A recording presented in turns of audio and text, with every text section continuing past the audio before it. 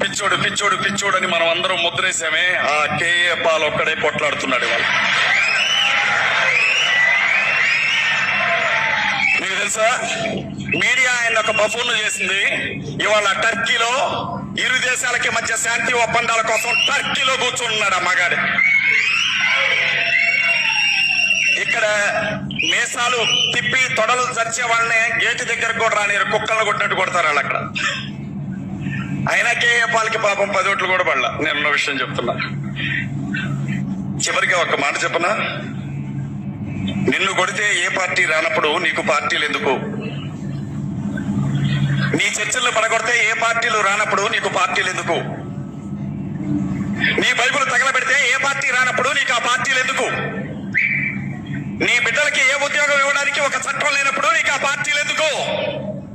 ఓట్లు వేయడానికి తప్ప నువ్వు దేవునికి పనికిరావని చెప్పిన